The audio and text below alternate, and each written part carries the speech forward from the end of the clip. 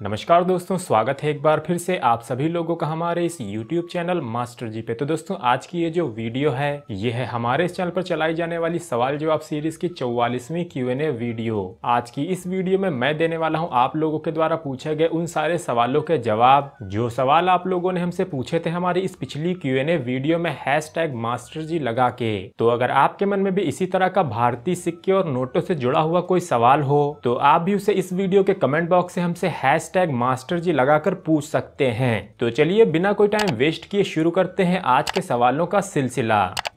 तो पहला सवाल यहाँ पर निकल के आया है मनोज कुमार गुप्ता जी का। ये लिखते हैं कि सर मेरे पास ₹2 का नेशनल इंटीग्रेशन 1990 का कोलकाता मिंट का रिडेड एच क्वाइन है। ये जानना चाहते हैं इस सिक्के की कीमत। तो यहाँ पर अगर हम बात करें ₹2 के 1990 के इस डिजाइन के सिक्कों की, तो ये सिक्के जारी किए गए थे नेशनल इंटीग्रेशन यानी कि राष्ट्रीय एकता की थीम पर। ऐसे जो ज्यादातर सिक्के आप लोगों को देखने को मिलते हैं उनमें जो एज होते हैं वो होते हैं सिक्योरिटी एज, जो कि दिखने में कुछ इस तरह के लगते हैं। हालांकि यहाँ पर इसी तरह के कुछ सिक्कों में आप लोगों को रिडेड एज भी देखने को मिल सकते हैं, जो कि नॉर्मल सिक्कों से थोड़े कीमती भी होते हैं। तो अगर हम यहाँ पर बात करें 1990 के कोलकाता मिंट के साधारण यानी कि सिक्योरिटी एज वाले सिक्के की कीमत की, तो वो कीमत चल रही है लगभग ₹5 से ₹50 के बीच में, जो कि सिक्के की कंडीशन पे डिपेंड करेगी। हालांकि इसी तरह के रिडेड एज वाले सिक्के काफी कम ही देखने को मिलते हैं, जिसकी वजह से इन सिक्कों की कीमत शुरू होती है लगभग ₹50 से, जो कि जा सकती है लगभग ₹200 से ₹300 के आसपास। तो यहाँ पर सैफ जो कि पीलीभीत से हैं वो जानना चाहते हैं कि इनके पास 1936 का 1 क्वार्टर आना का क्वाइन है, लेकिन इनके सिक्के में कोई भी मिंट मार्क नहीं है। तो ये जानना चाहते हैं इस सिक्के की क्या कीमत हो सकती है। तो यहाँ पर अगर हम बात करें 1936 के 1 क्वार्टर आना के सिक्कों की, तो ये सिक्के थे किंग जॉर्ज 5 के लास्ट क्वार्टर आना के सिक्के। 1936 में इन सिक्कों को बॉम्बे और कैलकाटा के मिंटों से जारी किया गया था। मिंट को पहचानने के लिए आपको देखना होगा इसके ईयर के नीचे, जहाँ पर बॉम्बे मिंट के सिक्कों में आप लोगों को देखने को मिलता है एक राउंड डॉट, वहीं कैलकाटा मिंट के सिक्कों में आपको कोई भी मिंट मार्क देखने को नहीं मिलता है। हालांकि 1936 के ये दोनों ही सिक्के आते हैं कॉमन की ही कैटेगरी में। इनकी कीमत फाइन कंडीशन में शुरू होती है लगभग ₹20 से, जो कि यूएनसी कंडीशन में जा सकती है लगभग ₹100 से ₹150 तक। अगला सवाल यहाँ पर आया है दिनेश मिस्त्री जी की तरफ से। ये जानना चाहते हैं 1975 से लेके 1982 तक के ₹1 के सिक्कों के सेट की कीमत। तो यहाँ पर अगर हम बात करें 1975 से लेके 1982 तक के ₹1 के सिक्कों की, जिनको कि डब्बू कॉइन्स के नाम से भी जाना जाता है, ये सिक्के बने होते थे कॉपर निकल की धातु से और इनका वजन होता था 8 ग्राम। ऐसे सिक्के सिर्फ 1975 से लेके 1982 तक ही कॉमन सर्कुलेशन के लिए जारी किए गए थे। और अगर आपने अभी अभी कलेक्शन शुरू किया है तो ये सेट आपके कलेक्शन में भी जरूर होना चाहिए। तो अगर बात करें इन 8 सिक्कों के सेट की कीमत की, तो ऐसा एक सेट यूएनसी कंडीशन में बिकता है लगभग ₹200 से ₹300 तक। हालांकि अगर कंडीशन यूएनसी ना हो तो ऐसा सेट आप लोगों को ₹80 से लेके ₹150 के बीच में भी आसानी से मिल सकता है। अगला सवाल यहाँ पर किया है आदेश अग्रवाल जी ने। ये लिखते हैं हमारे पास महात्मा गांधी जी की 1970 की ₹2 की पूरी गड्डी है, इसकी क्या कीमत होनी चाहिए। तो अगर मैं बात करूँ ₹2 के नोटों की, तो उनमें आपको महात्मा गांधी जी का चित्र सिर्फ 2 ही नोटों में देखने को मिलता है, और वो 2 नोट है LK झा और BN अडारकर जी के सिग्नेचर वाले ये 2 नोट। इन नोटों के बैक साइड पे आप लोगों को महात्मा गांधी जी का चित्र गीता पढ़ते हुए दिखाया गया है, और ये नोट थे भारत के इकलौते कमेमोरेटिव नोट, जिनको की जारी किया गया था 1969 में महात्मा गांधी जी की जन्म शती के अवसर पर। तो ऐसे ₹2 के नोटों की कीमतों की बात की जाए तो इनमें LK झा और BN अडारकर के सिग्नेचर वाले नोटों की कीमत लगभग समान ही होती है, और ये चल रही है लगभग फाइन कंडीशन में ₹200 से लेके यूएनसी कंडीशन में लगभग ₹350 के आसपास। और अगर बात करें इस तरह के नोटों की एक पूरी गड्डी की कीमत की, जैसा कि आदेश अग्रवाल ने अपने सवाल में पूछा है, तो 100 नोटों की ऐसी एक पूरी गड्डी की कीमत जा सकती है लगभग 30 से 40 हजार रुपए के भी ऊपर, क्योंकि इतने पुराने और रेयर नोटों की गड्डियां आसानी से ढूंढने पर भी नहीं मिलती हैं। अगला सवाल यहाँ पर निकल के आया है उमेश दास जी का। ये लिखते हैं कि इनके पास 25 पैसे का 1965 का सिक्का है और ये सिक्का मैग्नेट से अट्रैक्ट होता है। तो ये इस 25 पैसे के सिक्के के बारे में जानना चाहते हैं। तो यहाँ पर मैं आप सभी लोगों को बताना चाहूंगा कि हमारे देश में जो 25 पैसे के पहले सिक्के जारी किए गए थे उनकी शुरुआत हुई थी 1957 से, जिन पर लिखा होता था 25 नए पैसे, और इसके बाद यही सिक्के 25 पैसे के नाम से आगे भी चलते रहे। हालांकि यहाँ पर जो इनमें 1957 से लेके 1968 तक के सिक्के थे ये सिक्के बने होते थे निकल की धातु से, और ये जो निकल मेटल होता है ये मैग्नेट से अट्रैक्ट होता है।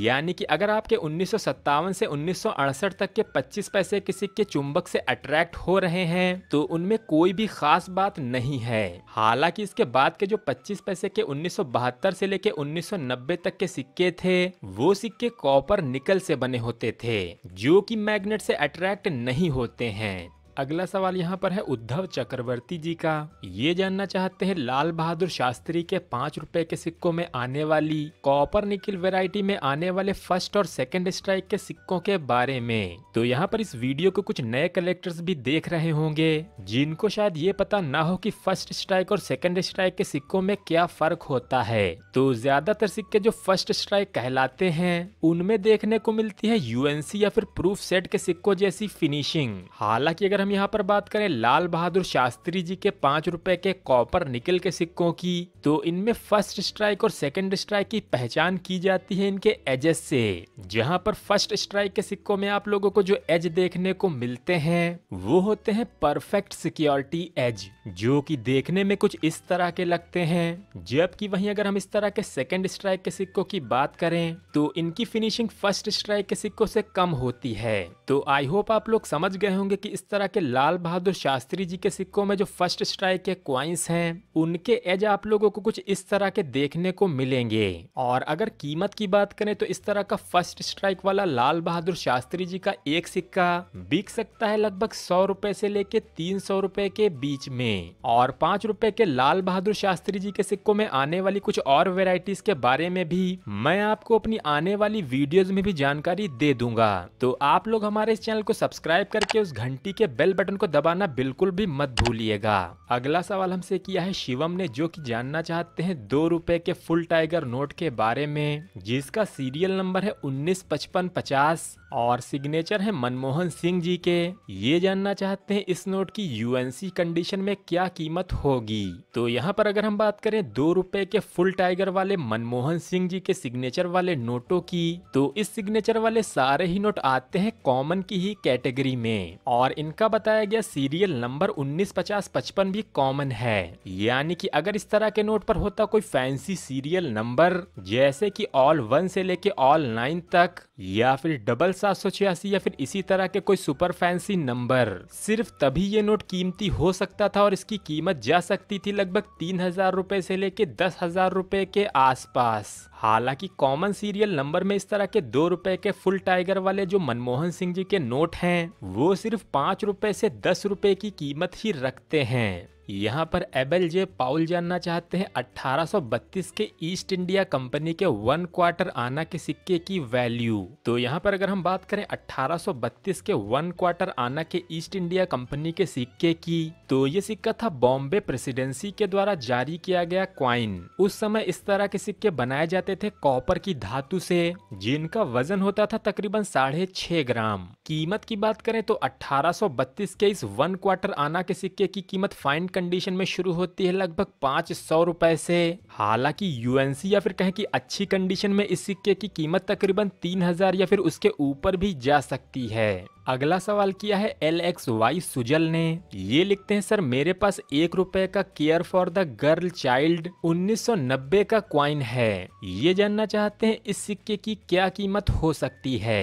तो अगर हम बात करें यहाँ पर 1 रुपए के 1990 के इस कमेमोरेटिव क्वाइन की तो ये सिक्का जारी हुआ था care for the girl child की थीम पर। ये सिक्के होते थे 6 ग्राम वजन के कॉपर निकल के क्वाइंस जिनको सिर्फ 2 ही मिनटों से जारी किया गया था, जिनमें थे बॉम्बे और हैदराबाद मिंट के सिक्के। हालांकि यहाँ पर इन सिक्कों में एज वेराइटीज भी देखने को मिलती हैं, यानी कि इस तरह के कुछ सिक्कों में आप लोगों को सिक्योरिटी एज, वहीं कुछ सिक्कों में रिडिड एज भी देखने को मिल जाएंगे। हालांकि ये दोनों ही सिक्के यूएनसी कंडीशन में स्क्वायर हैं, जिनकी कीमत यूएनसी कंडीशन में लगभग 50 रुपए से 100 रुपए के बीच में चल रही है। लेकिन दोस्तों घिसे पिटे और यूज्ड सिक्कों की आज भी कीमत लगभग 5 रुपए से 10 रुपए के बीच में ही है। तो सिक्कों की कीमतें कंडीशन पे बहुत ही ज्यादा डिपेंड करती हैं। अगला सवाल यहाँ पर है माइटी ऑफिशियल का। ये लिखते हैं, सर मेरे पास 1839 का ईस्ट इंडिया कंपनी का हनुमान जी वाला क्वाइन है। ये जानना चाहते हैं इस क्वाइन की क्या वैल्यू होगी। तो यहाँ पर मैं आप सभी लोगों को बताना चाहूंगा कि इस तरह के जो ईस्ट इंडिया कंपनी के क्वाइंस होते हैं, जिन पर कोई धार्मिक चित्र बना होता है या फिर उनका ईयर होता है 1839, 1616, 1717 या फिर 1818, इस तरह के जो सारे ही सिक्के आप लोगों को देखने को मिलते हैं, ये होते हैं टेम्पल टोकेंस, जो कि अभी हाल ही के समय में बनाए गए हैं। यानी कि इन पर लिखे हुए ईयर से इनका कोई भी लेना देना नहीं होता है। और ऐसे फेक कॉइन्स जिनको हम टेम्पल टोकेंस कहते हैं, ये आपको आज भी लगभग 50 से 200 रुपए के बीच में मिल जाएंगे। हालांकि न्यूमिस्मेटिक मार्केट में इनकी आज भी कोई भी वैल्यू नहीं है। तो यहाँ पर सैनी शांत जी ने लिखा है कि इनके पास 500 रुपए का एक 786 वाला नोट है, जिसके सीरियल नंबर में एक स्टार भी है। तो ये जानना चाहते हैं 2016 के इस 500 रुपए के नोट की आज के समय में कीमत। तो यहाँ पर मैं आप सभी लोगों को बता दूं कि मैंने 500 रुपए के स्टार वाले नोटों पर एक वीडियो पहले से ही बना रखी है, जिसमें मैंने आपको जानकारी दी थी 500 रुपए के कुछ कीमती स्टार नोटों की। हालांकि यहाँ पर मैं आप लोगों को फिर से ये जानकारी दे दूं कि 500 रुपए के स्टार वाले ज्यादातर नोट कॉमन की कैटेगरी में ही आते हैं। हालांकि अगर स्टार के साथ कोई फैंसी नंबर आ जाता है, जैसे कि यहाँ पर है 786, तो इस 500 रुपए के स्टार वाले नोट की 786 की वजह से कीमत लगभग फेस वैल्यू से 200 रुपए से 500 रुपए के बीच में एक्स्ट्रा मिल सकती है। हालांकि ये कीमत भी डिपेंड करेगी नोट की कंडीशन पे।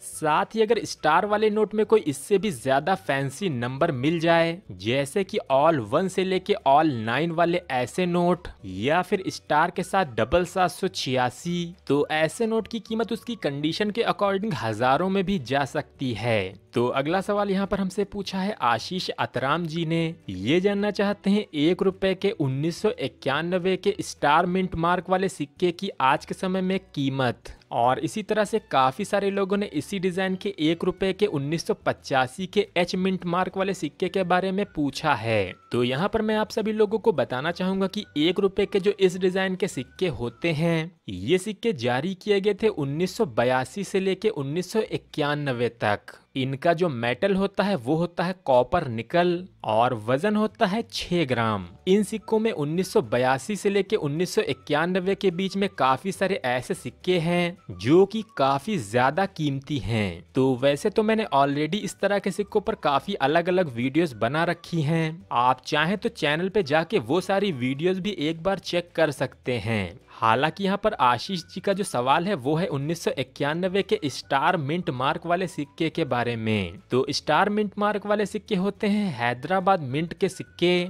और ये सिक्के आज के समय में कॉमन की ही कैटेगरी में आते हैं और इसकी कीमत चल रही है 5 रुपए से 15 रुपए के बीच में। हालांकि जो लोग 1 रुपए के 1985 के एच मिंट मार्क वाले सिक्के की कीमत जानना चाहते हैं, उन सभी लोगों को मैं यहाँ पर बता दूं कि आपके पास जो 1985 का एच मिंट मार्क वाला सिक्का है वो भी एक कॉमन सिक्कों की कैटेगरी में ही आता है। हालांकि कुछ सालों पहले मुंबई के तोड़ी वाला ऑक्शन में एच मिंट मार्क वाला 1985 का ऐसा ही एक ट्रायल स्ट्राइक कॉइन बेचा गया था, जिसकी कीमत गई थी लगभग 2.5 लाख रुपए तक। हालांकि वो सिक्का एक स्पेशल सिक्का था जो कि बना था कॉपर यानी कि तांबे से, और उसका वजन भी था लगभग 7 ग्राम से ऊपर। हालांकि जो आप लोगों के पास 1 रुपए के एच मिंट मार्क वाले सिक्के होंगे वो होंगे कॉपर निकल से बने हुए, जिनका वजन होगा सिर्फ 6 ग्राम। और ऐसे सारे ही सिक्के आते हैं कॉमन की ही कैटेगरी में। कीमत चल रही है सिर्फ 5 रुपए से लेके 10 रुपए के बीच में। तो आशा करता हूँ कि आज की इस वीडियो से आप लोगों के काफी सारे सवालों के जवाब आप लोगों को मिल गए होंगे और आपने इस वीडियो से काफी कुछ नया जरूर सीखा होगा।